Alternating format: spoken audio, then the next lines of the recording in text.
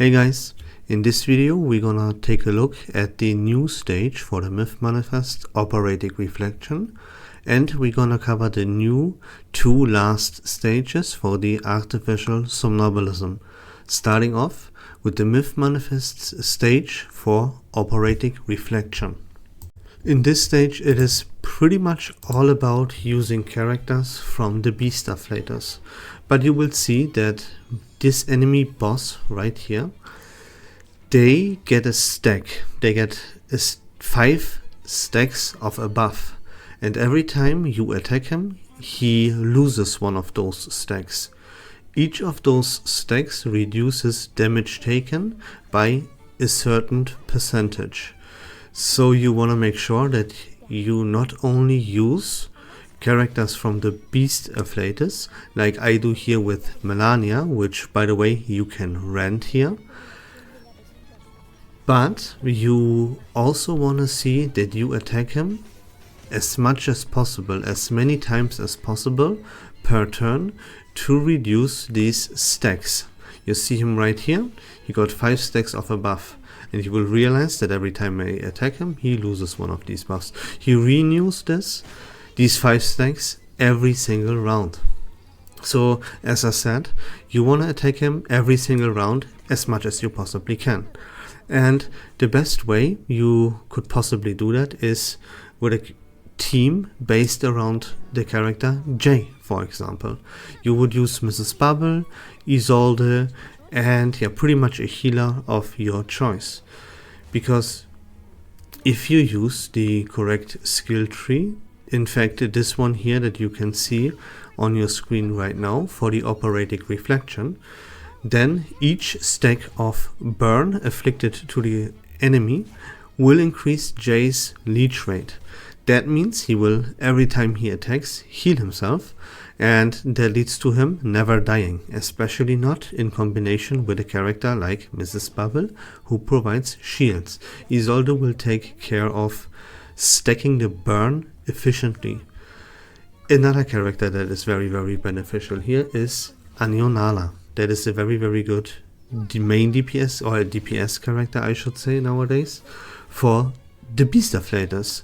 If you pair her and put her into a follow-up team like with Flutterpage, Fatutu, and pretty much a DPS of your choice, a good example here would be 37. And if you just follow these rules, right, that you attack him a lot, Jay and Anionala will do this, of course, a follow-up team will do this, the burn stacks come in clutch, then you will have absolutely no issue clearing the stage. The Anionala skill tree for the Operatic Reflection is right here on your screen, so you can feel free to just copy that, you can build it for yourself and obliterate the stage, no problem. If you don't have characters like Jay, Anionala, you cannot build teams around them, then do like Fatutu maybe, or the point is, don't forget about the fact that you can rent yourself the character Melania here, who is from the Beast Afflators and provides a pretty heavy amount of damage. Thanks to that, just in case you're like me and you don't have Jay or Anionala. And there you go guys. Let me show you just the end of this battle, show you that I cleared this without any casualties, and if you follow what I just said, then you will have no issue. So let's go and take a look at the last 2 stages of the current Artificial Somnambulism. So here we go, this is the first stage from the Artificial Somnambulism that we're gonna cover in this video. Here the Star Afflators is recommended, so that means you play a follow-up team like I do right here with like Flutterpage and Liang, with Junangje, Pickles, you know what a follow-up team is, and that is what you play, preferably with Star Afflators characters. The enemies here, they don't really play much of a role, all they do is they deal damage. This is easily healed away. And of course you can also use teams like the impromptu lineup, right? And in this specific artificial somnambulism right now, of course, the whole Assassin's Creed collaboration is catered towards making Ezio shine as much as possible, and therefore you get a bonus here on assassinations. So you can use a team built around Ezio here as well.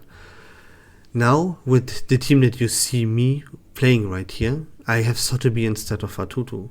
And you would also really want to play Fatutu together with this Ezio lineup. The kicker is that you don't want to use Fatutu here because you really want to save Fatutu for the next stage that we are about to cover. So, and you wouldn't be able to use Fatutu in the second stage if you use her here.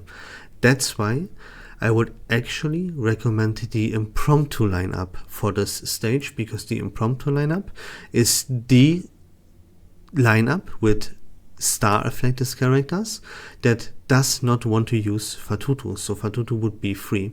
That's why that is what I would highly recommend. In case you don't have that impromptu lineup ready to play here, you can wing it a little bit, just like I did, right? I have Liang, I have 37, I use them together with Flutterpage, and since I have to save Fatutu, I just put in any healer I have, and in my case that is Sotheby, and I was completely fine here, right? It takes me a little bit too many turns. I still 3 starters, so it doesn't really matter how long it takes me, and that's really all about the battle. Again, bring star-affiliated characters, see that you, in the best case scenario, bring the impromptu lineup. You can wing it with a little bit of a follow-up team right here.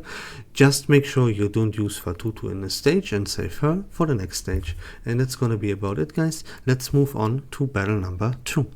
Here we are, this is battle number 2, and this one here is pretty interesting. Yeah, you can already see all these debuffs. That's why I told you to save Fatutu. You can see your damage bonus is decreased, your mental defense is decreased, and so on and so forth. They apply a whole plethora of devastating debuffs to your entire team. And that's the key to victory here.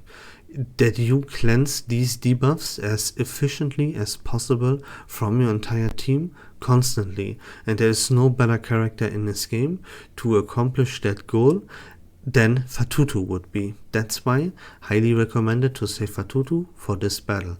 Now there are some things here that bait you a little bit. If you read the description of this battle and you're trying to figure this out, then you will see that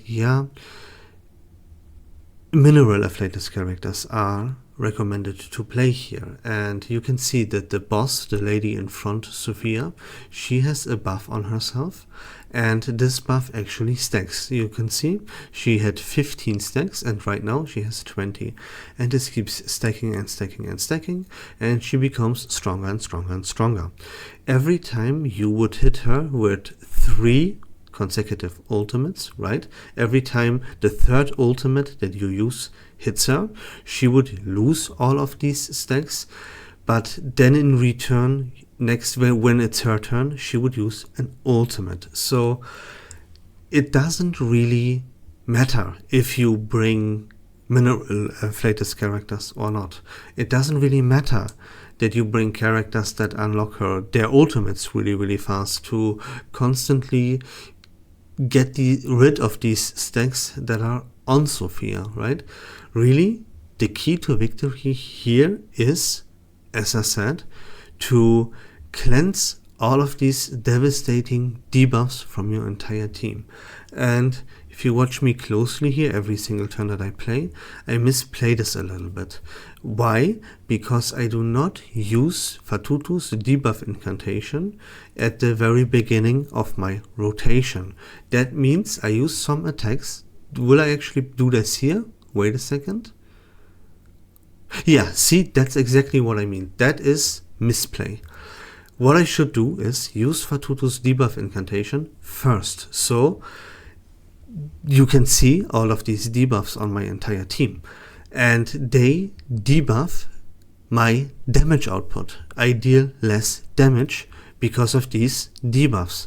If I now would use Fatutu's incantation first, then I would cleanse those debuffs that reduce my damage here and make it so that the incantations, my damage actually hits harder, and I would in total deal way more damage, right? So bring Fatutu, use your debuff incantation every single round at the beginning of your rotation. Every time you have Fatutu's debuff in your hand, you use it first. If you don't have it, even reroll for it and use it every time right from the get-go. And after you used her debuff incantation once or twice around, then you can use your incantations that actually deal damage. And that is the true victory, this is the true key to victory in the stage, guys. I hope this video was fun and informative.